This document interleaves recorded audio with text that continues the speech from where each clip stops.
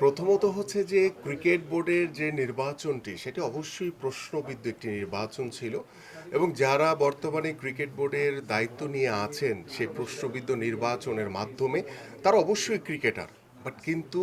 তাদেরকে যিনি নেতৃত্ব দিয়েছেন, যিনি জোর করে ইতিমধ্যে অনেকটা স্বৈরাচারী কায়দায়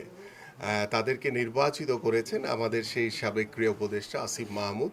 এবং তিনি যেভাবে সরাসরি হস্তক্ষেপের মাধ্যমে ক্রিকেট বোর্ডের নির্বাচনকে প্রশ্নবিদ্ধ করেছেন,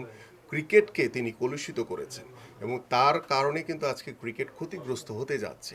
বাট আমি যে বিষয়টি বলতে চাই যে খেলোয়াড়রা মাঠে খেলবে, এটা শতভাগ আমি চাই। এখন যে কোনো ব্র্যান্ডের পুরাতন এসি বদলে নতুন ওয়ালটন এসিতে উপভোগ করুন 25% ছাড়। এবং ক্লাবগুলোকেও আমি অনুরোধ করব যে বোর্ডের সাথে আপনাদের যেই টানাপোড়েন রয়েছে সেটা সাময়িকভাবে কাটিয়ে উঠে আপনারা খেলাটাকে মাঠে রাখেন, খেলোয়াড়রা যাতে ক্ষতিগ্রস্ত না হয়। কারণ আমাদের খেলোয়াড়রা যদি ক্ষতিগ্রস্ত হয় তাহলে যারা পারফর্মার তারা যদি না থাকে তাহলে ক্লাবও থাকবে না। সো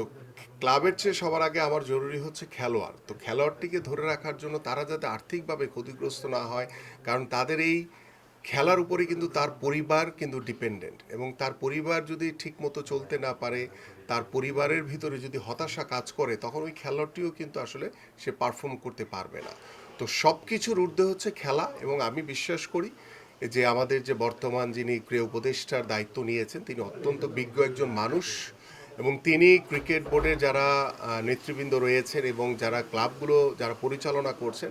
তাদের সাথে বসে খেলাটাকে যাতে শতভাগ মাঠে রাখা যায় সেই প্রচেষ্টাটা করবেন। এবং আমি নিজে এবং আমার দল অবশ্যই আমরা চাই যে খেলাটি মাঠে গড়াবে এবং খেলোয়াড়রা খেলবে, তারা তাদের বিষয়ে যাতে কোনো রকম কোনো টানাপোড়ান বা কোনো রকম কোনো বিশৃঙ্খলা যাতে তাদের বিষয় যাতে না থাকে সে বিষয়ে আপনারা যেমন খেয়াল রাখবেন, আমরাও ব্যক্তিগতভাবে আমাদের দলের পক্ষ থেকে খেয়াল রাখব যে এই ধরনের মানে বিশৃঙ্খলা ক্রিকেটকে যাতে ক্ষতিগ্রস্ত না করে, ক্রিকেট যাতে কলুষিত না হয়, এদিকে সকলেরই নজর রাখা উচিত।